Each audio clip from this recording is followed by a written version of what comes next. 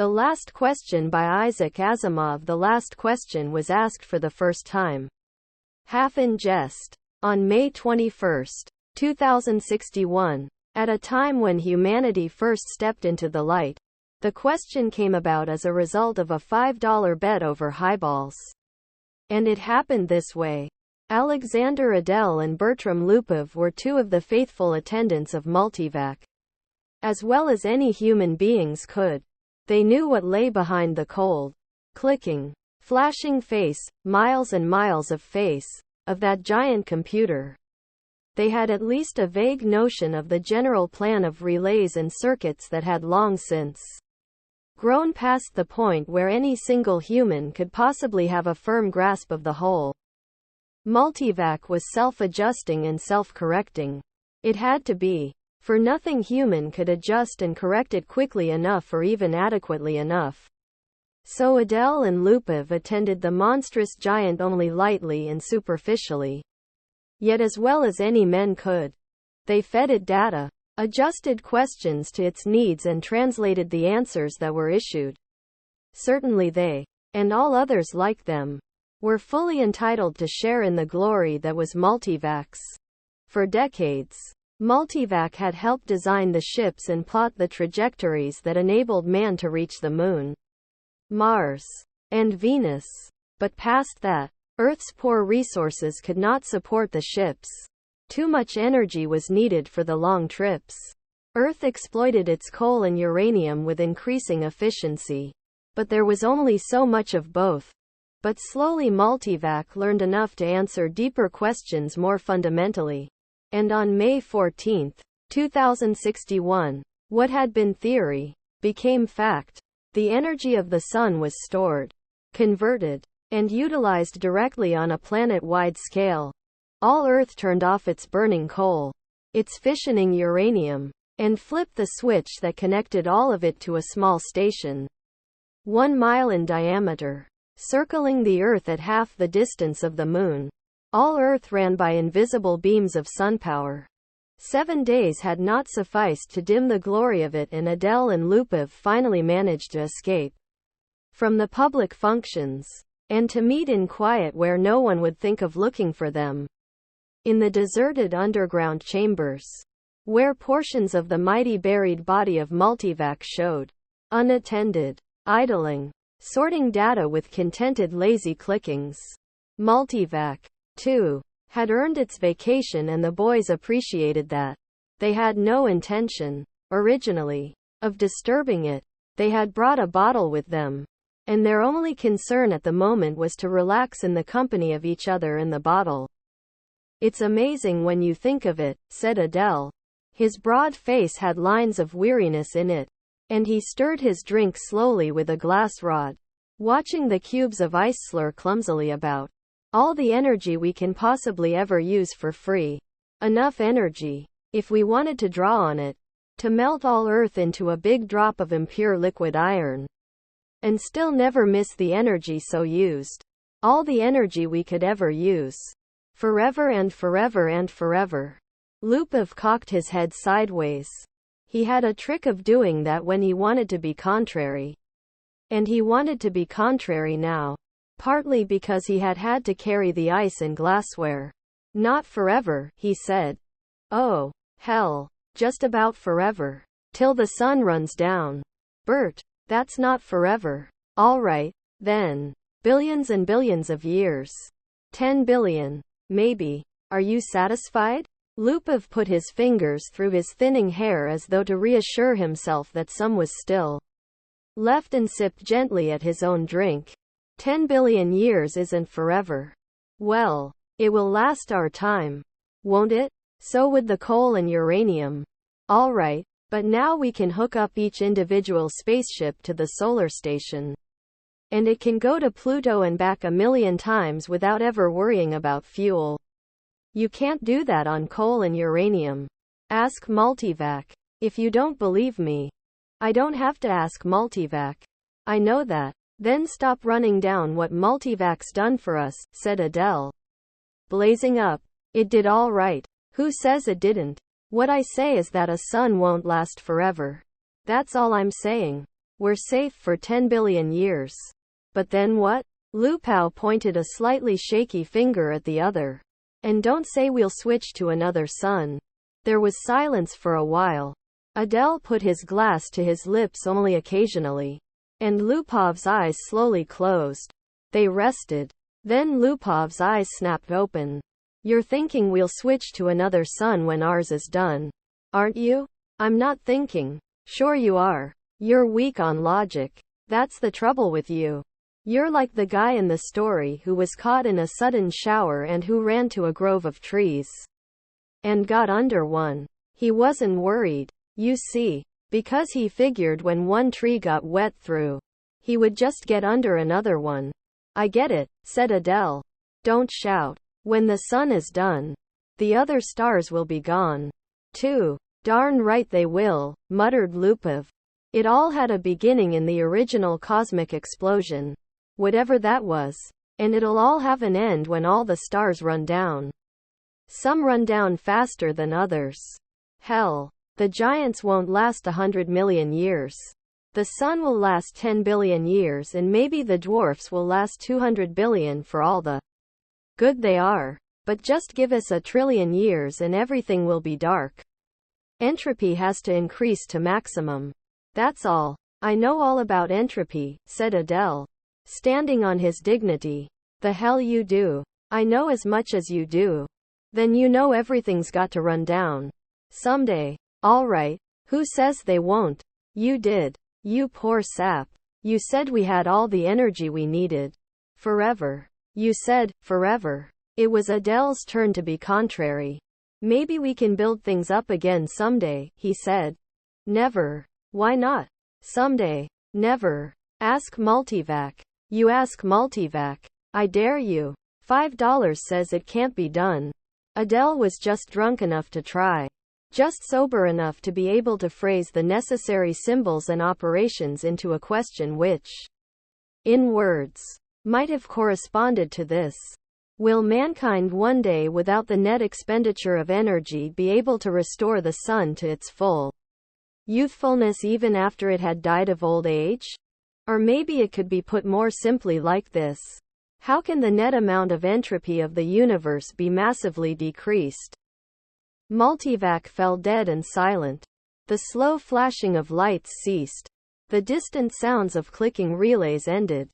Then, just as the frightened technicians felt they could hold their breath no longer, there was a sudden springing to life of the teletype attached to that portion of Multivac. 5 words were printed. Insufficient data for meaningful answer. No bet, whispered Lupov.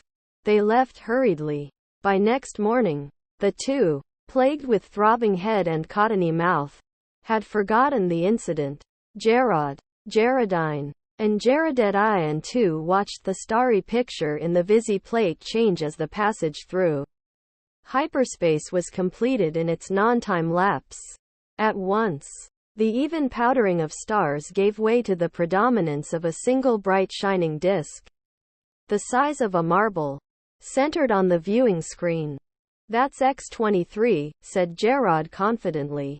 His thin hands clamped tightly behind his back and the knuckles whitened. The little Gerardettes, both girls, had experienced the hyperspace passage for the first time in their lives and were self-conscious over the momentary sensation of inside-outness. They buried their giggles and chased one another wildly about their mother, screaming, "We've reached X-23, we've reached X-23, we've..." "Quiet, children," said Gerardine sharply. "Are you sure, Gerard? What is there to be but sure?" asked Gerard, glancing up at the bulge of featureless metal just under the ceiling. It ran the length of the room, disappearing through the wall at either end. It was as long as the ship. Gerard scarcely knew a thing about the thick rod of metal except that it was called a microvac. That one asked it questions if one wished. That if one did not, it still had its task of guiding the ship to a preordered destination, of feeding on energies from the various subgalactic power stations, of computing the equations for the hyperspatial jumps. Gerard and his family had only to wait and live in the comfortable residence quarters of the ship. Someone had once told Gerard that the AC at the end of microvac stood for automatic computer in ancient English. But he was on the edge of forgetting even that. Geraldine's eyes were moist as she watched the visi plate. I can't help it. I feel funny about leaving Earth. Why? For Pete's sake? Demanded Gerard. We had nothing there. We'll have everything on X-23. You won't be alone. You won't be a pioneer. There are over 1 million people on the planet already. Good Lord. Our great-grandchildren will be looking for new worlds because X-23 will be overcrowded. Then, after a reflective pause, I tell you, it's a lucky thing the computers worked out interstellar travel the way the race is growing. I know, said Geraldine miserably. Geraldette, I said promptly. Our microvac is the best microvac in the world. I think so, too, said Gerard, tousling her hair. It was a nice feeling to have a microvac of your own, and Gerard was glad he was part of his generation and no other. In his father's youth, the only computers had been tremendous machines taking up 100 square miles of land. There was only one to a planet. Planetary acts they were called. They had been growing in size steadily for 1,000 years, and then, all at once, came refinement. In place of transistors, had come molecular valves so that even the largest planetary AC could be put into a space only half the volume of a spaceship.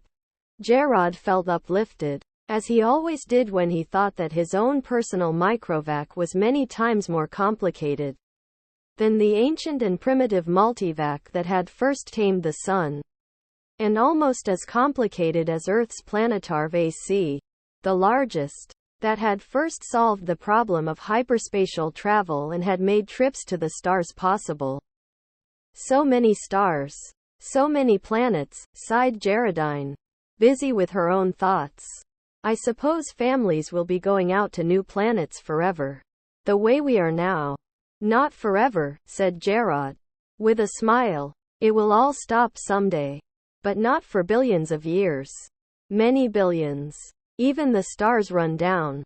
You know, entropy must increase. What's entropy, Daddy? Shrilled Geraldette too. Entropy, little sweet, is just a word which means the amount of running down of the universe. Everything runs down. You know, like your little walkie-talkie robot. Remember? Can't you just put in a new power unit? Like with my robot? The stars are the power units. Dear. Once they're gone, there are no more power units. Geraldette I at once set up a howl. Don't let them. Daddy. Don't let the stars run down. Now look what you've done, whispered Geraldine, exasperated. How was I to know it would frighten them? Gerard whispered back. Ask the microvac, wailed Geraldette I. Ask him how to turn the stars on again. Go ahead, said Geraldine. It will quiet them down. Geraldette too was beginning to cry. Also. Gerard shrugged. Now, honeys. I'll ask microvac. Don't worry. He'll tell us. He asked the microvac, adding quickly. Print the answer. Gerard cupped the strip or thin cellufilm and said cheerfully. See now. The microvac says it will take care of everything when the time comes, so don't worry. Geraldine said. And now, children, it's time for bed. We'll be in our new home soon. Gerard read the words on the cellufilm again before destroying it. INSUFFICIENT data for meaningful answer. He shrugged and looked at the visi plate. X-23 was just ahead. VJ-23X of Lammoth stared into the black depths of the three-dimensional, small-scale map of the galaxy and said, Are we ridiculous? I wonder in being so concerned about the matter? MQ-17J of Nikron shook his head. I think not. You know the galaxy will be filled in 5 years at the present rate of expansion. Both seemed in their early 20s. Both were tall and perfectly formed. Still, said VJ-23X. I hesitate to submit a pessimistic report to the Galactic Council. I wouldn't consider any other kind of report. Stir them up a bit. We've got to stir them up. VJ23X sighed. Space is infinite. 100 billion galaxies are there for the taking. More. 100 billion is not infinite, and it's getting less infinite all the time. Consider. 20,000 years ago, mankind first solved the problem of utilizing stellar energy. And a few centuries later, interstellar travel became possible. It took mankind 1 million years to fill one small world, and then only 15,000 years to fill the rest of the galaxy. Now the population doubles every 10 years, VJ23X interrupted. We can thank immortality for that. Very well. Immortality exists and we have to take it into account. I admit it has its seamy side. This immortality. The galactic AC has solved many problems for us. But in solving the problem of preventing old age and death, it has undone all its other solutions. Yet you wouldn't want to abandon life, I suppose. Not at all, snapped MQ17J, softening it at once too. Not yet. I'm by no means old enough. How old are you? 223. And you? I'm still under 200. But to get back to my point, population doubles every 10 years. Once this galaxy is filled, we'll have filled another in 10 years. Another 10 years and we'll have filled 2 more. Another decade. 4 more. In 100 years, we'll have filled 1,000 galaxies. In 1,000 years, 1,000,000 galaxies. In 10,000 years, the entire known universe. Then what? VJ23X said. As a side issue, there's a problem of transportation. I wonder how many sunpower units it will take to move galaxies of individuals from one galaxy to the next. A very good point. Already, mankind consumes 2 sunpower units per year. Most of it's wasted. After all, our own galaxy alone pours out 1,000 sunpower units a year and we only use 2 of those. Granted. But even with 100% efficiency, we only stave off the end. Our energy requirements are going up in a geometric progression even faster than our population. We'll run out of energy even sooner than we run out of galaxies. A good point. A very good point. We'll just have to build new stars out of interstellar gas. Or out of dissipated heat? Asked MQ17J. Sarcastically.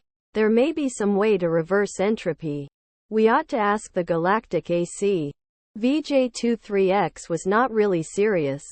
But MQ17J pulled out his AC contact from his pocket and placed it on the table before him. I've half a mind to, he said.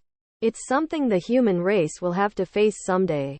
He stared somberly at his small AC contact. It was only 2 inches cubed and nothing in itself. But it was connected through hyperspace with the great galactic AC that served all mankind. Hyperspace considered, it was an integral part of the galactic AC. MQ17J paused to wonder if someday in his immortal life he would get to see the galactic AC. It was on a little world of its own. A spider webbing of force beams holding the matter within which surges of submasons took the place of the old clumsy molecular valves. Yet despite its subetheric workings, the galactic AC was known to be a full 1,000 feet across. MQ17J asked suddenly of his AC contact. Can entropy ever be reversed? VJ23X looked startled and said at once, "Oh, say, I didn't really mean to have you ask that. Why not? We both know entropy can't be reversed. You can't turn smoke and ash back into a tree. Do you have trees on your world?" asked MQ17J. The sound of the galactic AC startled them into silence. Its voice came thin and beautiful out of the small AC contact on the desk. It said, "There is insufficient data for a meaningful answer." VJ23X said. See. The 2 men thereupon returned to the question of the report they were to make to the Galactic Council. Z Prime's mind spanned the new galaxy with a faint interest in the countless twists of stars that powdered it. He had never seen this one before. Would he ever see them all? So many of them, each with its load of humanity. But a load that was almost a dead weight. More and more, the real essence of men was to be found out here. In space. Minds. Not bodies. The immortal bodies remained back on the planets. In suspension over the eons. Sometimes they roused for material activity, but that was growing rarer. Few new individuals were coming into existence to join the incredibly mighty throng. But what matter? There was little room in the universe for new individuals. Z Prime was roused out of his reverie upon coming across the wispy tendrils of another mind. I am Z Prime, said Z Prime. And you? I am D sub 1. Your galaxy? We call it only the galaxy. And you? We call ours the same. All men call their galaxy and nothing more. Why not? True. Since all galaxies are the same. Not all galaxies. On one particular galaxy the race of man must have originated. That makes it different. Z Prime said. On which one? I cannot say. The universal AC would know. Shall we ask him? I am suddenly curious. Z Prime's perceptions broadened until the galaxies themselves shrank and became a new, more diffuse powdering on a much larger background. So many hundreds of billions of them. All with their immortal beings. All carrying their load of intelligences with minds that drifted freely through space. And yet one of them was unique among them all in being the original galaxy. One of them had, in its vague and distant past, a period when it was the only galaxy populated by man. Z Prime was consumed with curiosity to see this galaxy and he called out. Universal AC. On which galaxy did mankind originate? The universal AC heard. For on every world and throughout space, it had its receptors ready. And each receptor led through hyperspace to some unknown point where the universal AC kept itself aloof. Z Prime knew of only one man whose thoughts had penetrated within sensing distance of universal AC. And he reported only a shining globe, 2 feet across. Difficult to see. But how can that be all of universal AC? Z Prime had asked. Most of it, had been the answer. Is in hyperspace. In what form it is there I cannot imagine. Nor could anyone. For the day had long since passed. Z Prime knew. When any man had any part of the making of a universal AC. Each universal AC designed and constructed its successor. Each, during its existence of 1,000,000 years or more, accumulated the necessary data to build a better and more intricate, more capable successor in which its own store of data and individuality would be submerged. The universal AC interrupted Z Prime's wandering thoughts. Not with words, but with guidance. Z Prime's mentality was guided into the dim sea of galaxies, and one in particular enlarged into stars. A thought came, infinitely distant, but infinitely clear. This is the original galaxy of man. But it was the same after all. The same as any other. And Lee Prime stifled his disappointment. D sub 1, whose mind had accompanied the other, said suddenly, and is one of these stars the original star of man? The universal AC said. Man's original star has gone nova. It is a white dwarf. Did the men upon it die? Asked Lee Prime, startled and without thinking. The universal AC said. A new world, as in such cases, was constructed for their physical bodies in TLME. Yes, of course, said Z Prime. But a sense of loss overwhelmed him even so. His mind released its hold on the original galaxy of man. Let it spring back and lose itself among the blurred pinpoints. He never wanted to see it again. D sub 1 said. What is wrong? The stars are dying. The original star is dead. They must all die. Why not? But when all energy is gone, our bodies will finally die. And you and I with them. It will take billions of years. I do not wish it to happen even after billions of years. Universal AC. How may stars be kept from dying? D sub 1 said in amusement. You're asking how entropy might be reversed in direction. And the universal AC answered. There's as yet insufficient data for a meaningful answer. Z Prime's thoughts fled back to his own galaxy. He gave no further thought to D sub 1, whose body might be waiting on a galaxy a trillion light-years away. Or on the star next to Z Prime's own. It didn't matter. Unhappily, Z Prime began collecting interstellar hydrogen out of which to build a small star of his own. If the stars must someday die, at least some could yet be built. Man considered with himself. For in a way, man, mentally, was one. He consisted of a trillion ageless bodies, each in its place, each resting quiet and incorruptible, each cared for by perfect automatons, equally incorruptible, while the minds of all the bodies freely melted one into the other. Indistinguishable. Man said, the universe is dying. Man looked about at the dimming galaxies.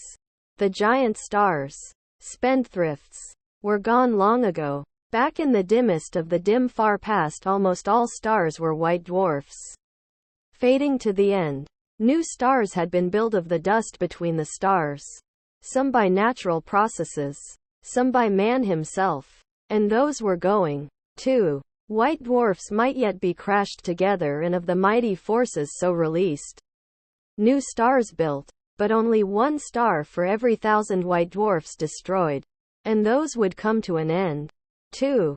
Man said, carefully husbanded, as directed by the cosmic AC. The energy that is even yet left in all the universe will last for billions of years. But even so, said man, eventually it will all come to an end.